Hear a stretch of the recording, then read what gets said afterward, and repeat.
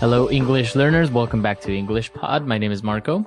And my name is Catherine. And today we've got a very, very useful lesson for all of you out there. That's right. We're bringing you part 2 of the What If series, which is a small series. Small, and it is kind of grammar focused, but it's very, very important because you often want to talk about things that don't happen. We're calling these hypotheticals or conditional statements. Right. So there are many different types of hypotheticals or conditional statements. So today we're going to be looking at the third conditional, which is probably the hardest one because it uses a little bit of a complex grammar structure. It's complex, and we're actually talking about things that did not happen and that will not happen, right? It's impossible to change. It's impossible to change these because there are things that would have happened in the past but didn't. Wow, that sounds confusing. Why don't we listen to the dialogue for the first time, and then we'll be back to look at some phrases first.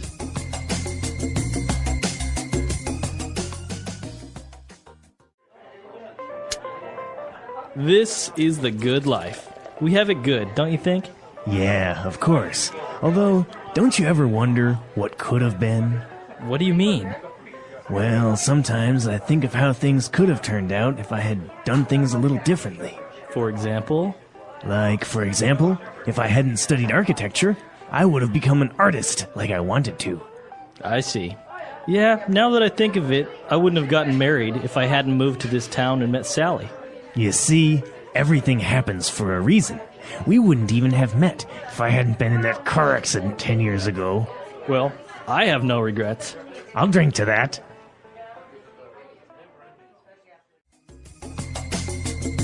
All right, so two guys, talking about life.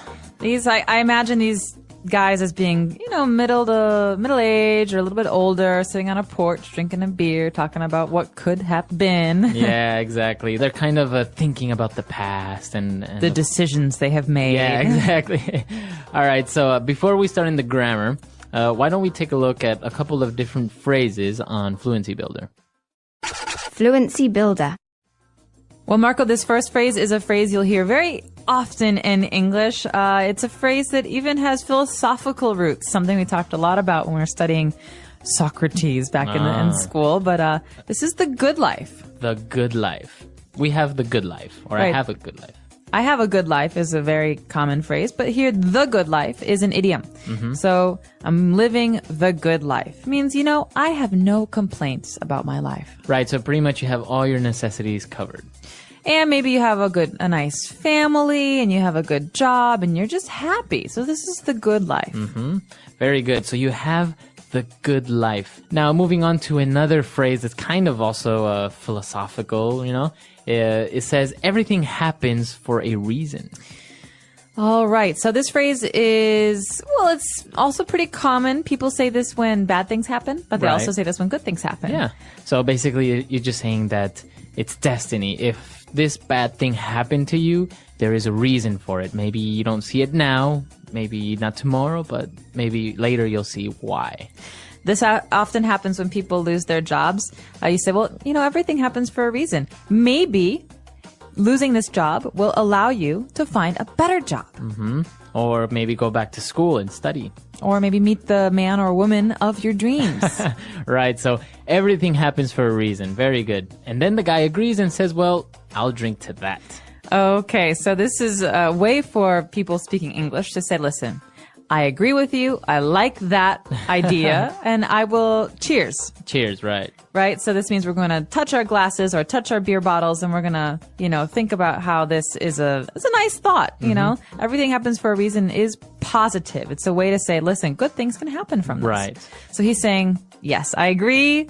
Cheers. I'll drink to that. I'll drink to that. All right. Well, pretty interesting phrases. They're very common, I guess, like colloquial, right? So you can use them in everyday conversation with a friend.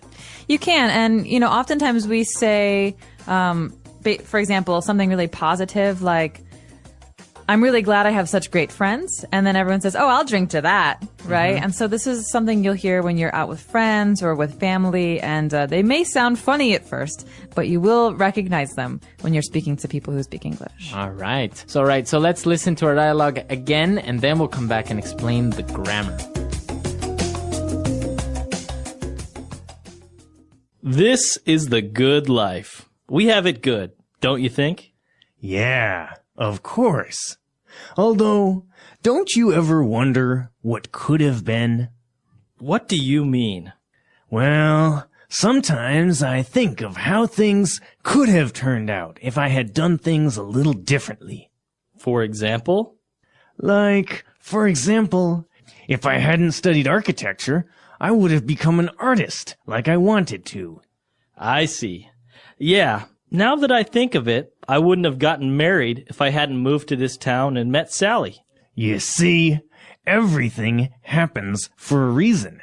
We wouldn't even have met if I hadn't been in that car accident 10 years ago. Well, I have no regrets.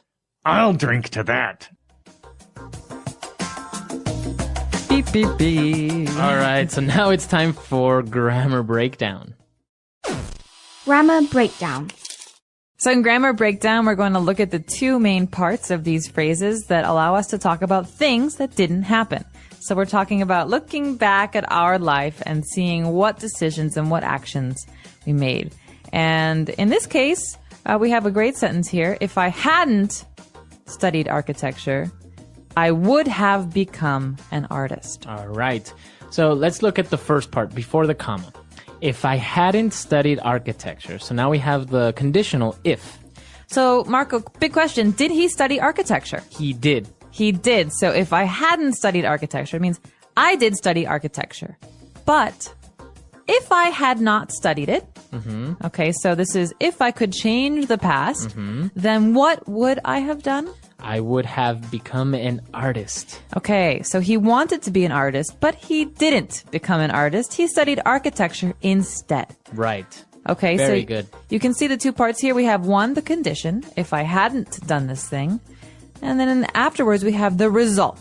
Then I would have become an artist. So this is the hypothetical. Very good. And when we see the condition, you see the the structure of the sentence is had plus verb in past participle. So if I hadn't studied architecture, and this is called the past perfect, right? And then the result, as you said, would have become.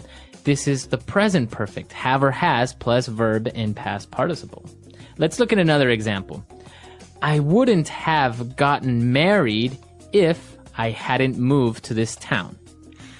Okay, so we've got the same idea here, but we've got it flipped. We've got these two parts in different places. And so he's pretty much saying, if I hadn't moved to this town, then I wouldn't have gotten married. But what did happen? He did move to this town, and he did get married. Exactly. So then, yeah, like you say, he changed the condition, and you can do this. You can put the condition in the beginning or at the end. And again, the structure is the same. I would have gotten married, right? Have gotten, this is present perfect, have or has, depending on the subject, plus the verb in past participle. And then the past perfect or the condition had plus verb in past participle, hadn't moved to this town. All right? That's a lot of grammar. It's a lot of grammar, but it's very easy once you just start using it. Don't think too much about, okay, what do I do here? Just, if you get the rhythm and you start using it in the same way, then it kind of comes out naturally. And if you make a little mistake, there's not a big deal because even we do it, Exactly. Well, let's try a couple of examples off the top of our heads. All First right. of all, if I hadn't moved to China, I wouldn't have learned Chinese. Very good. So you did move to China and you did learn Chinese. Exactly. So All right. your turn. All right. If my parents hadn't spoken Spanish to me when I was a kid, I wouldn't have become fluent in Spanish. Okay, so your parents did speak Spanish to you, and you did become fluent in did become Spanish, fluent, yes. so not bad. Right. As you can see, you can use it not only to think about things in the past that you can't change anymore, but just also, kind of remember or say, oh, if this hadn't happened, the result. Or if I hadn't opened my big mouth, my best friend wouldn't have gotten so angry at me. Exactly. So I said something stupid, and my friend did get angry, and now I feel bad about It it. happens. All right, very good. So I hope it's clear. It does sound a little bit complicated, but this is what our website is for, right? So if you have questions or doubts or you want to try and plant your own ideas, you can come to the website and do it. Want to make some of your own sentences and practice some of these new things, then come to our website, post some comments, and we are happy to correct and add our own commentary on those. Exactly. So before we go, let's listen to this dialogue one last time.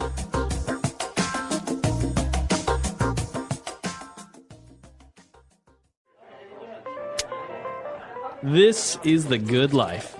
We have it good, don't you think? Yeah, of course. Although, don't you ever wonder what could have been? What do you mean? Well, sometimes I think of how things could have turned out if I had done things a little differently. For example? Like, for example, if I hadn't studied architecture, I would have become an artist like I wanted to. I see. Yeah, now that I think of it, I wouldn't have gotten married if I hadn't moved to this town and met Sally. You see, everything happens for a reason. We wouldn't even have met if I hadn't been in that car accident 10 years ago. Well, I have no regrets. I'll drink to that.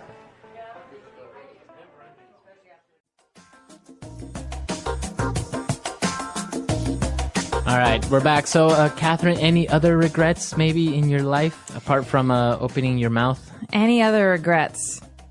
If my parents had spoken Spanish to me as a kid, I would have learned. But instead, I just learned English, and that's all. Well, your mom is half Swedish, right? Half Swedish, half Czech. So, and she never spoke any of these languages to you? She didn't speak Swedish or Czech. Her parents spoke English as their common language. Oh, really? But she grew up speaking Italian and German. Ah. But she didn't speak to me in those languages. And then as an adult, she forgot some of them. And so, because my dad, well, they're both Americans now, but my dad's American. They just spoke English to me. Wow. But now you speak Italian, so do you ever try and talk to your mom in Italian? Sometimes. My grandmother's Italian is much better, so my grandmother's completely fluent, so I speak to her in Italian. Oh, wow. And German as well. She's fluent in German too, and I studied German at school, so. See, this is the interesting thing now. So many people are speaking so many languages, and before, if you spoke another foreign language, it was a big deal. Oh, yeah. But now it's like a requirement. You have to at least dominate your own native language and a foreign language, right? So if your native language is English, you at least have to speak Spanish or Chinese or some other language. Definitely true. And I think there are a lot of people, a lot of our users that speak maybe 2 or 3 languages, and English is just one more. So, more power to them. This is a really great skill to have, and I think it's really important to keep on going with it, even though it's frustrating sometimes. Right. And actually, once you've once you mastered 2 or 3 different languages, then the 4th and 5th just becomes easier. Actually, it's true. It sounds funny when you hear it because you're like, how could it be easier to learn more? But your brain starts to understand patterns better. Yeah. Right? And so it just becomes more natural for you. Picks up patterns from the 2 or 3 other different languages that you dominate. So it's strange how the brain works. Connections. Yeah.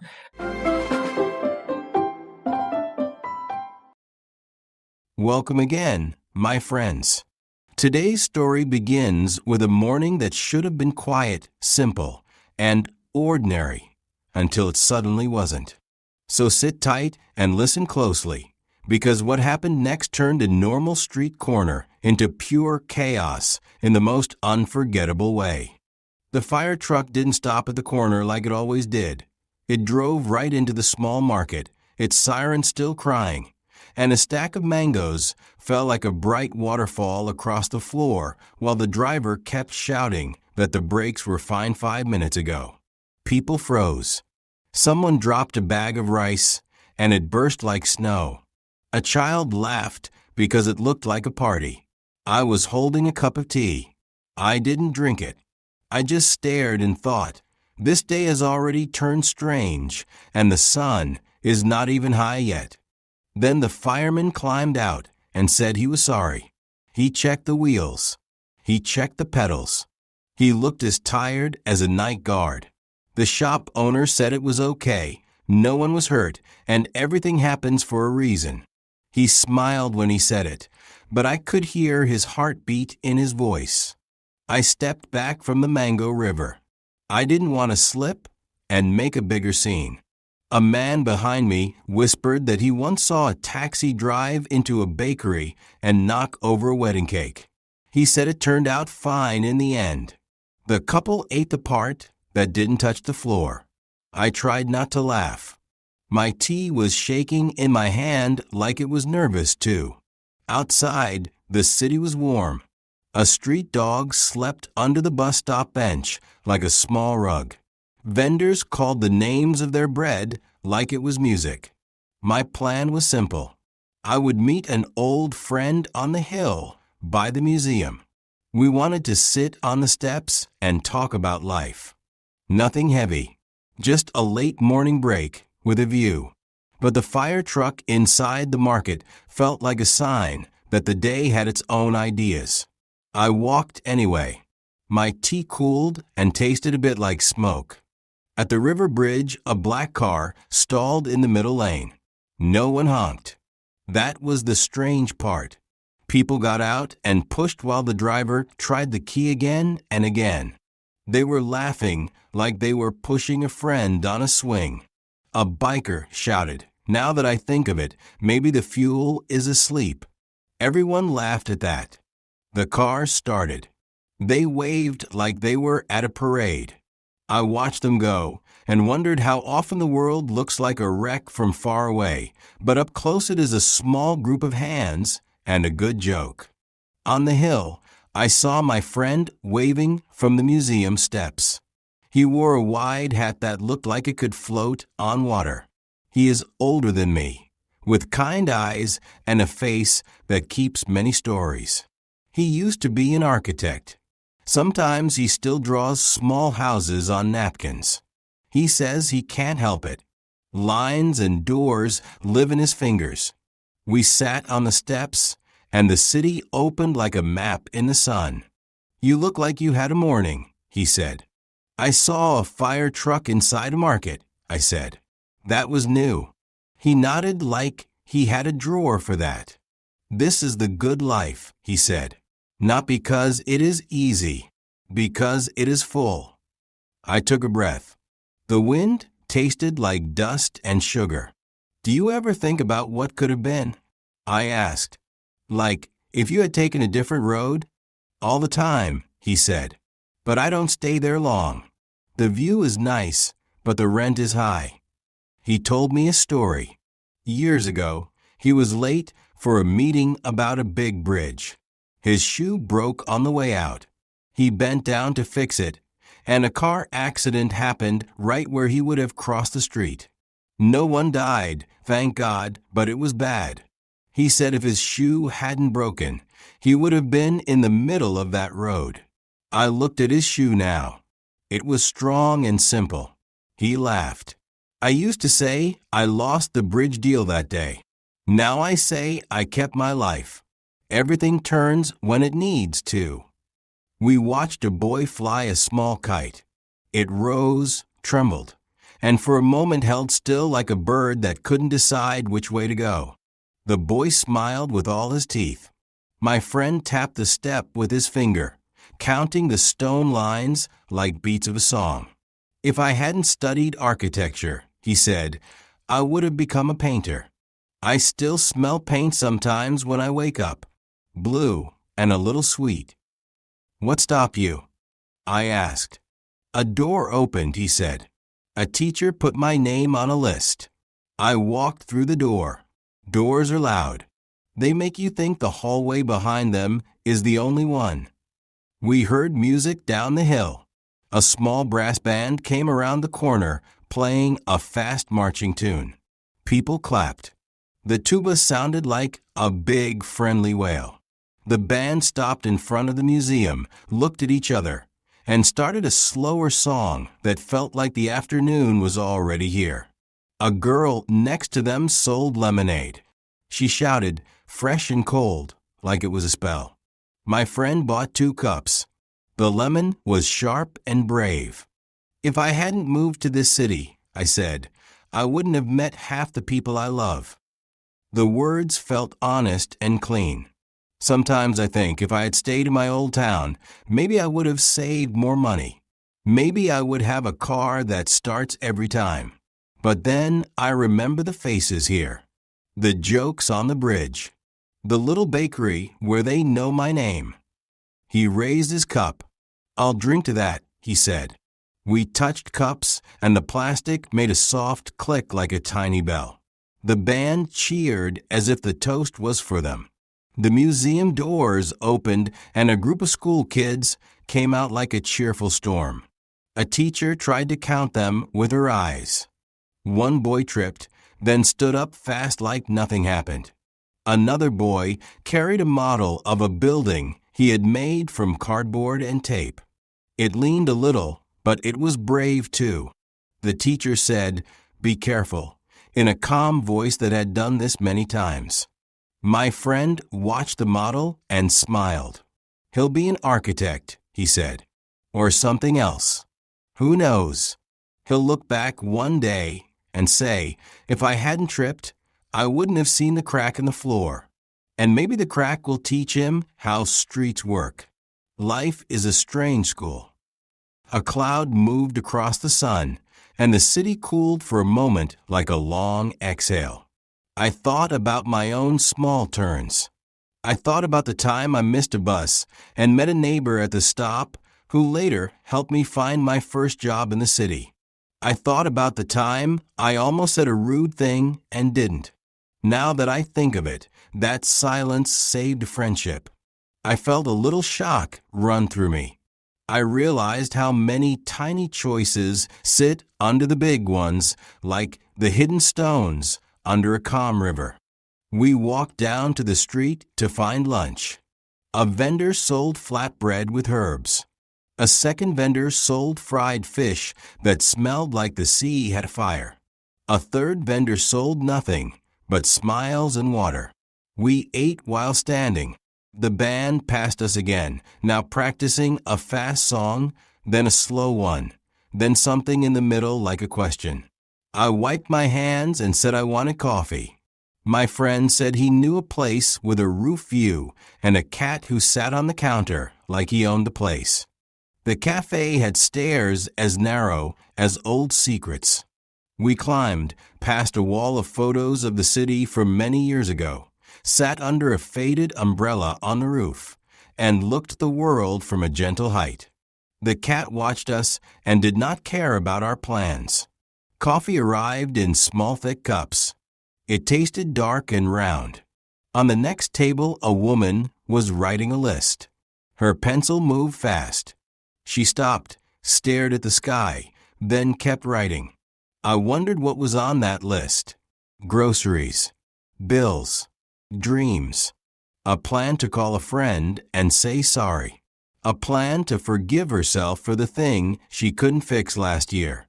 We make so many lists. Some of them are not on paper. If I hadn't opened my big mouth last month, my friend said, my neighbor wouldn't have gotten angry. He smiled, but I could hear a little remorse. I said I would bring him bread, and I forgot. He waited. He needed it. I felt bad. Did you fix it? I asked. I brought him bread the next day, he said. 2 loaves. I also brought tea. We laughed. He told me his brother once promised to paint his door and did it 3 years later. The door looked good at the end, but the wait was long. We watched a white kite pass between 2 buildings like a small cloud with a string. Somewhere below, a motorbike coughed and then purred. A man on the street called out the price of tomatoes as if he was calling a blessing. I thought about the 3rd things in life. First choice, second choice, third choice.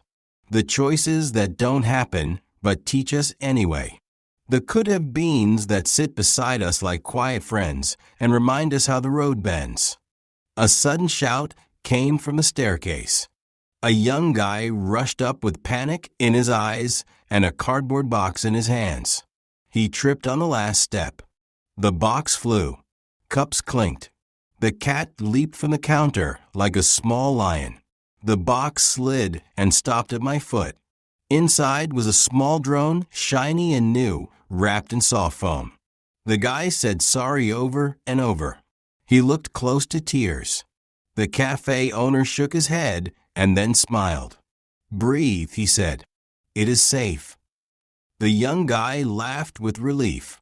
I'm taking it to my little brother, he said. If I had broken it, he would have quit talking to me for a month. We helped him close the box. The cat sniffed it like a customs officer. The owner gave the guy a glass of water. The guy left, holding the box like a sleeping baby. We all watched him go. Then we all laughed a little because the world had almost taken a toy and given a lesson in balance. The roof air was sweet. A radio played a song from many years ago. My friend hummed along. When I was 20, he said, I took a bus to a town by the sea. I thought I would stay there forever. I rented a room above a bakery. The room smelled like bread. I drew boats for 3 months. Then a letter came from a friend. He said there was a building job back in the city. I took the job. If I had stayed by the sea, I would have painted more boats. Would I be happier? I don't know. I have a good life. I have stories.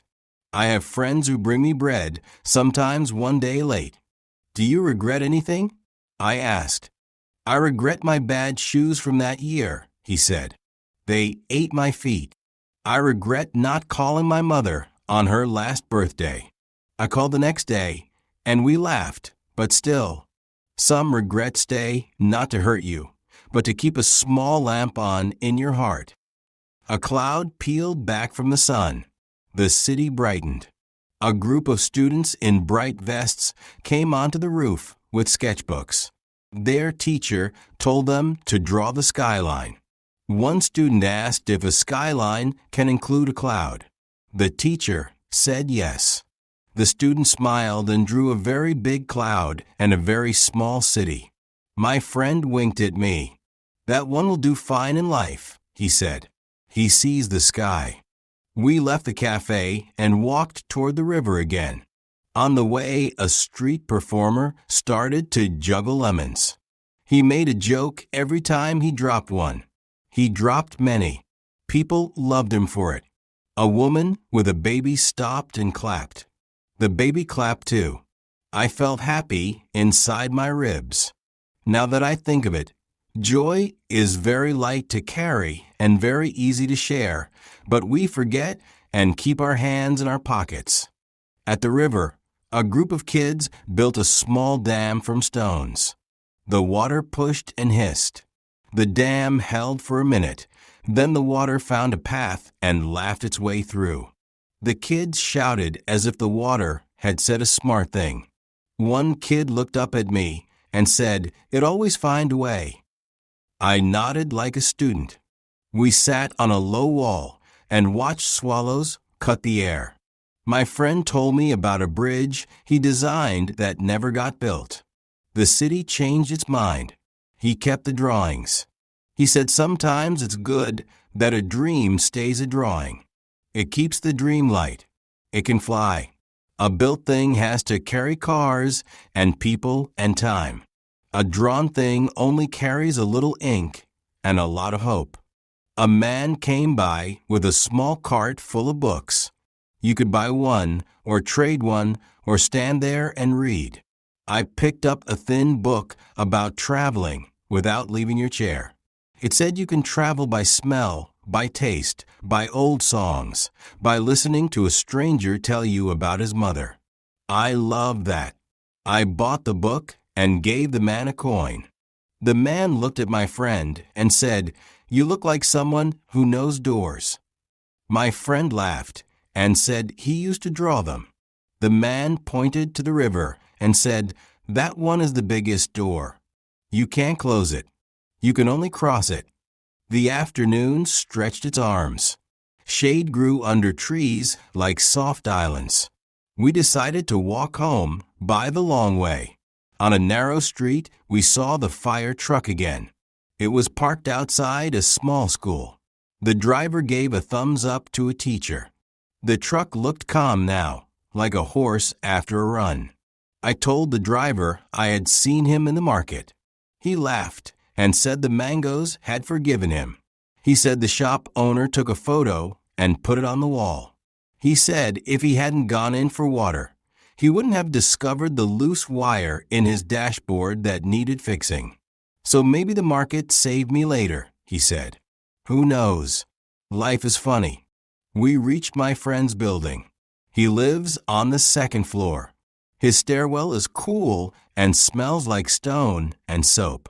On his door, there is a small window with a metal flower pattern. He poured us cold water and cut an apple. We sat by the window and listened to the city steps and voices.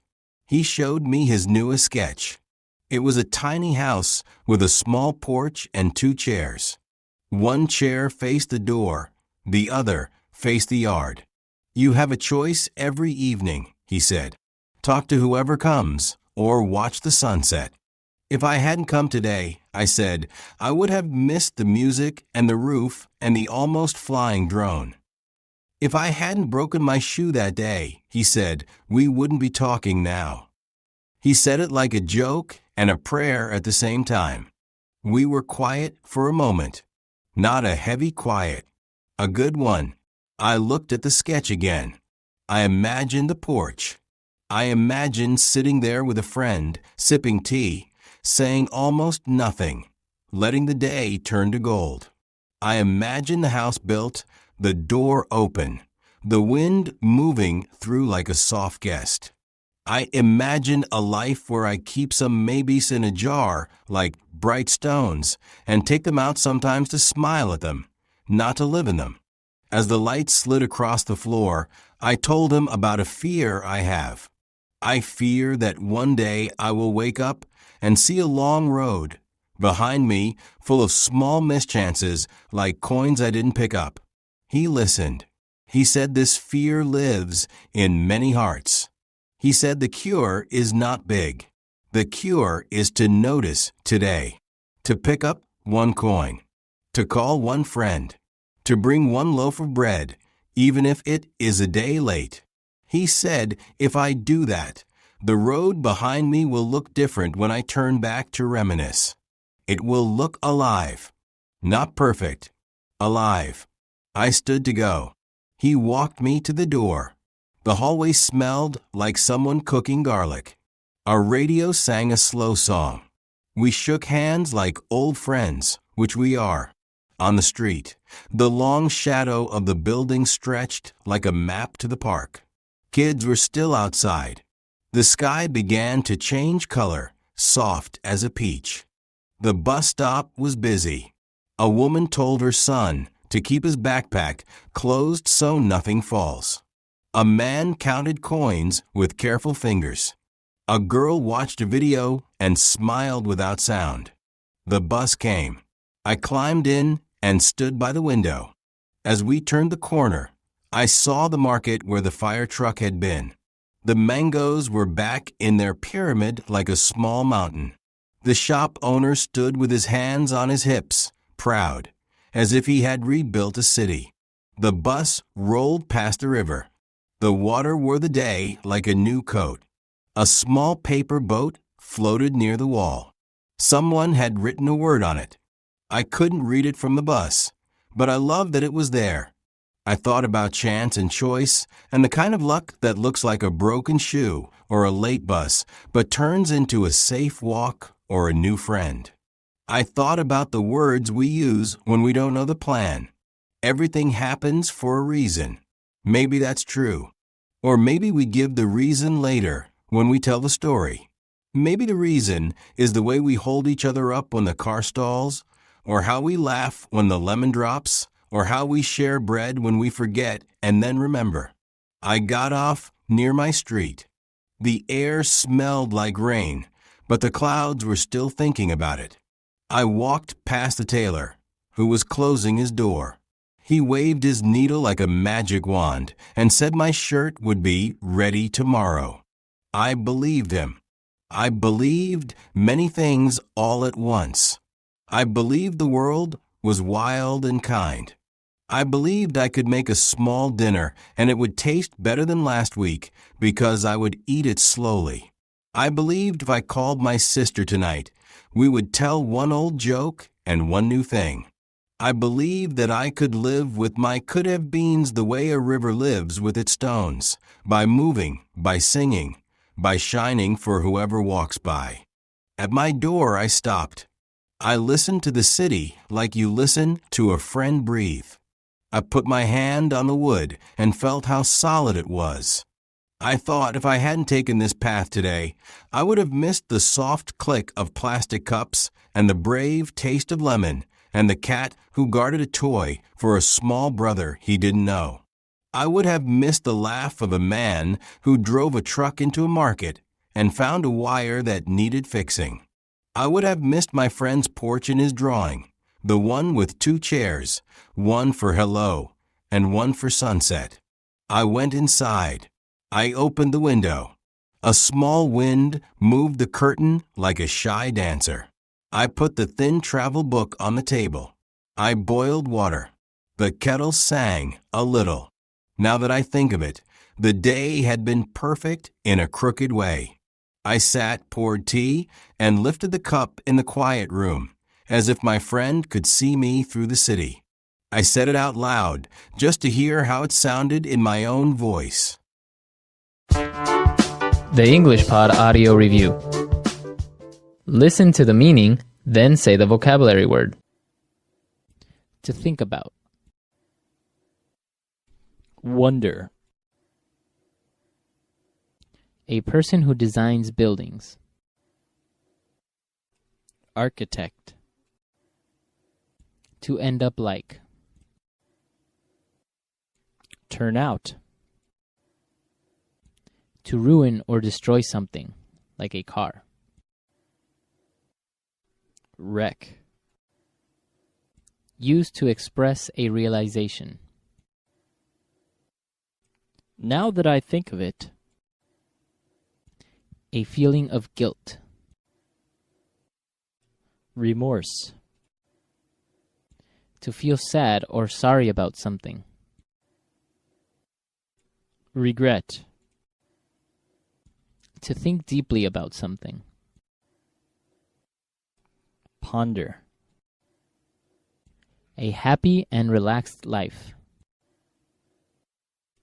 Good life. To think fondly about the past. Reminisce. An alternative scenario. Could have been. The art and science of designing buildings. Architecture. A sudden event that is not planned. Accident. Let's try that faster. A person who designs buildings. Architect. A feeling of guilt. Remorse. To end up like. Turn out. A happy and relaxed life. Good life. To feel sad or sorry about something. Regret. An alternative scenario. Could have been. The art and science of designing buildings. Architecture. To think about. Wonder. Used to express a realization. Now that I think of it. To ruin or destroy something, like a car. Wreck. To think deeply about something. Ponder. To think fondly about the past. Reminisce. A sudden event that is not planned. Accident. Now say the word and hear it in a sentence. Wonder.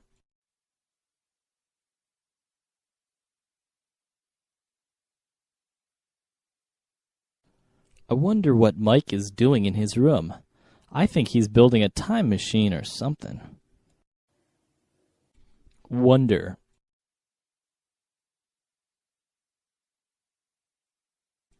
I wonder why Debbie kicked her husband out of the house. Wonder.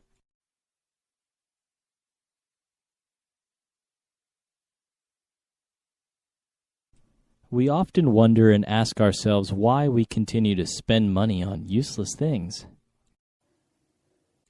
Turn out.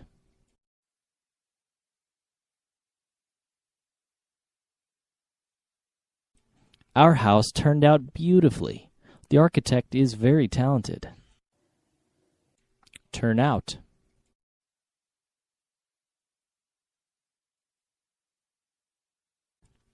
I'm curious to see how everything will turn out in the next few days. Turn out.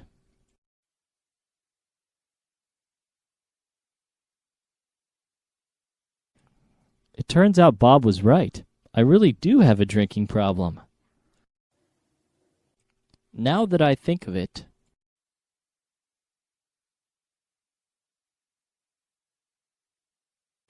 Actually, now that I think of it, I do have a lawnmower you could borrow. Now that I think of it.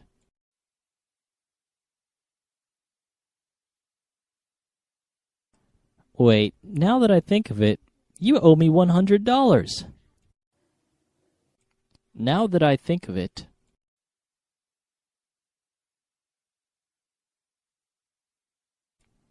Now that I think of it, I should have behaved better at the party.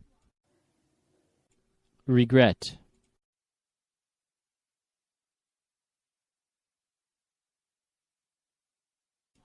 You can't live your life with regrets. Stay positive and optimistic. Regret. Do you have any regrets in life? Regret.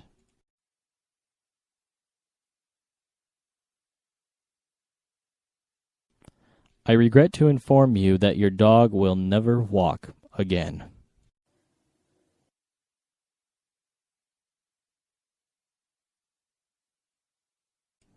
If I hadn't gone skiing, I wouldn't have broken my leg.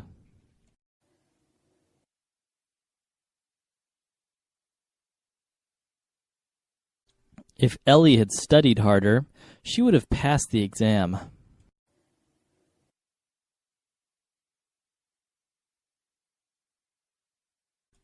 They wouldn't have missed their flight if they had left home earlier.